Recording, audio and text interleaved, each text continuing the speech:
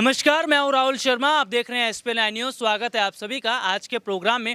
और प्रोग्राम की शुरुआत इस वक्त हम करेंगे गुजरात से।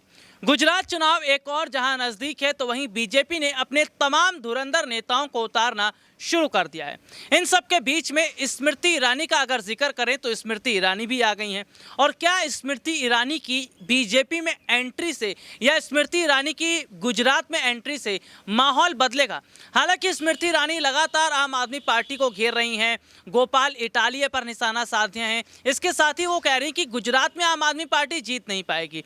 यही तमाम मुद्दे हमारे इस प्रोग्राम के, और इन्हीं मुद्दों पर चर्चा करने के लिए हमारे साथ मौजूद है हमारी सहयोगी क्रांति। और क्रांति, बहुत बहुत स्वागत है इस प्रोग्राम में। क्रांति, सबसे पहला सवाल, स्मृति ईरानी चुनाव नजदीक आते हैं तो पार्टियों पर निशाना साधती हैं, लेकिन जब मुद्दों की बात होती है या महिलाओं की बात होती है, उत्तराखंड में अंकिता भंडारी के साथ इतनी बड़ी घटना घटी, उत्तर प्रदेश में दलित बच्चियों के साथ इतनी बड़ी घटना घटी है, उस पर बात नहीं करती। बिल्किस बानो का मुद्दा उठता है, उस पर बात नहीं करती। हमारे देश में महंगाई है, लगातार बेरोजगारी बढ़ रही है, स्वास्थ्य सेक्टर ठीक नहीं है, उसके मुद्दों पर बात करने की बजाय केवल पार्टी पर निशाना साधना और जहां फायदा होता है वहां पर बोलना, क्या ये नहीं बताता कि इस वक्त सत्ता में आने के बाद स्मृति ईरानी बहुत सोच समझकर राजनीति कर रही हैं?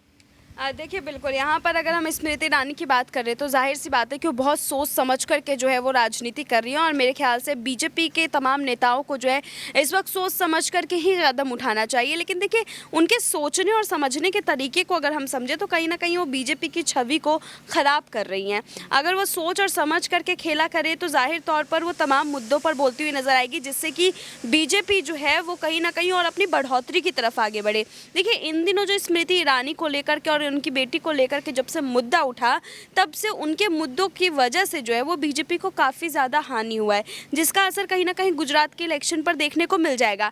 आप देखिए, गुजरात के इलेक्शन पर जहां इसका असर देखने को मिलेगा, वहीं पर स्मृति ईरानी के सोचने पर ऐसा लग रहा है कि नहीं, हम तो बीजेपी के लिए बहुत बढ़िया काम करें। लेकिन देखिए, ज़मीनी स्तर पर कहीं ना कहीं उनका किया हुआ जो काम है वो उन्हीं के ऊपर उल्टा पड़ता हुआ नजर आ रहा है। तो मुझे लगता है कि गुजरात के चुनाव में स्मृति ईरानी का इस तरीके से अपने कदम को बदल लेना, अपनी गली को बदल लेना, और जिस मुद्दे को लेकर के वो उठी थी उस मुद्दे को छोड़ करके वो आगे बढ़ जा रही हैं, तो कहीं ना कहीं ये बहुत आगे चल के दिक्कत देगा उन्हें। क्रांति, एक सवाल ये भी है कि गोपाल इटालिया जो आम आदमी पार्टी के गुजरात में प्रमुख हैं, उन्होंने PM मोदी की माता जी को लेकर कुछ शब्दों का इस्तेमाल किया। हालांकि उन शब्दों का इस्तेमाल नहीं करना चाहिए, लेकिन गोपाल इटालिया ने कहा कि उनके कहने का मतलब वो था ही नहीं, जिसको बीजेपी आज मुद्दा बनाती नजर आ रही है। PM मोदी की मां पर अगर सवाल खड़े किए जाते हैं तो स्मृति ईरानी कहती हैं कि एक मां का अपमान हुआ। कैसे हिम्मत हो गई आम आदमी पार्टी की कि उन्होंने PM मोदी की मां का अपमान कर दिया। महिला का फिर यहाँ पर वो जिक्र करने लगती हैं कि महिला असुरक्षित है, महिलाओं को सम्मान नहीं दिया जा रहा है। लेकिन महिला को सम्मान तो वही मैं बात कर रहा था कि उत्तराखंड में भी नहीं मिला। इसके अलावा हम हाथरस की घटना को देखते हैं, वहाँ पर बच्चियों के साथ जो घटना घटी वहाँ पर भी उनको इंसाफ नहीं मिला।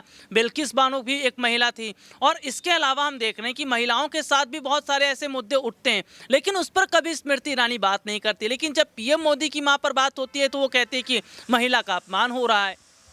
देखिए राहुल, मैं अगर इस मुद्दे पर अगर बोलूँ तो देखिए, जाहिर तौर पर अगर मान लीजिए कि विपक्ष का कोई नेता है, अगर उसके हम किसी बड़े बुजुर्ग के ऊपर सवाल उठाते हैं तो जाहिर सी बात है कि उसकी पार्टी की तरफ से जो है आवाज़ उठना लाजमी है। और कहीं ना कहीं अगर आप बात करें कि द्रौपदी मुर्मू के समय पर जब बयानबाजी हुई, उस समय स्मृति ईरानी ने आवाज़ उठाया, और अब जब यहाँ प्रधानमंत्री नरेंद्र मोदी की माता को लेकर के जब बात आई सामने, तब उन्होंने आवाज़ उठाया। देखिए, मुझे नहीं लगता कि ये कोई गलत मुद्दा है जिसके ऊपर उन्होंने आवाज़ उठाई है। ये कहीं ना कहीं अपने आप में बहुत सही मुद्दा था, जहां पर उनका बोलना बेहद ज़रूरी था। लेकिन हाँ, देखिए, अगर हम उनके दूसरे पहलू को देखें कि इसके अलावा जब बिल्किस बानो जैसे मामला सामने आ जाता है, तमाम अंकिता जैसे मामले सामने आ जाते हैं, उन मामलों पर उनका चुप रहना जो है वो गलत है। लेकिन जैसे उन्होंने प्रधानमंत्री नरेंद्र मोदी की माता को लेकर के और द्रौपदी मुर्मू को लेकर के अपने शब्दों का चयन किया, मुझे नहीं लगता कि वो कहीं से गलत थी। लेकिन हाँ, यहाँ वो ज़रूर गलत है जहाँ पर आकर के उन्होंने विपक्ष को तवज्जो नहीं दिया या आम जनता को तवज्जो नहीं दिया, सिर्फ और सिर्फ सिर्फ अपनी ही पार्टी को तवज्जो देते हुए नज़र आ रही हैं। तो देखिए कहीं ना कहीं वो पार्शियलिटी कर रही हैं। हम पार्शियलिटी के तौर पर उनको गलत ठहरा सकते हैं, लेकिन हम इस बात को लेकर के गलत नहीं ठहरा सकते कि उन्होंने जो है प्रधानमंत्री नरेंद्र मोदी की माता का साथ दिया। क्योंकि देखिए जहाँ तक रही बात गोपाल इटालिया की, तो उन्होंने बहुत गलत शब्द का उपयोग किया था और विपक्ष बार बार यही गलती कर रहा है। कभी कांग्रेस ये गलती कर रही है तो अब जाकर के आम आदमी पार्टी भी उसी गलती को दोहराती हुई नजर आ रही है। तो देखिए आम आदमी पार्टी की तरफ से इसी गलती को दोहराना कहीं ना कहीं ये साबित कर रहा है कि विपक्ष जो है आज अपने सोचने समझने की क्षमता को खो चुका है। उन्हें पता है कि जिस मुद्दे पर वो बार बार पिछड़ रही है, किस लिए फिर उस मुद्दे को उठाना, फिर भी बार बार उसी मुद्दे को उठाना, जबकि उन्हें पता है कि अगर वो प्रधानमंत्री नरेंद्र मोदी की माता को लेकर के अगर बयान देंगे तो जाहिर सी बात है कि जनता बहुत ज़्यादा जो है उनसे गुस्सा हो जाएगी।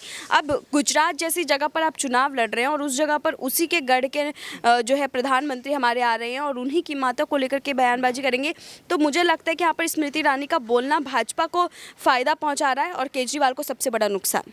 माँ तो माँ होती है, नारी तो नारी होती है, महिला तो महिला होती है और हमारे देश में शुरू से प्रथा चली आ रही है कि माँ हो या नारी हो सबका सम्मान किया जाना चाहिए, क्योंकि खुद प्रधानमंत्री नरेंद्र मोदी कहते हैं कि महिलाओं का सम्मान ज़रूरी भी है और महिलाएं आज हर सेक्टर में जिस तरह से बहुत तेज़ी से आगे बढ़ती नजर आ रही है, ये अपने आप में बहुत काबिल तारीफ तो है ही और भारत के लिए गौरव की बात है।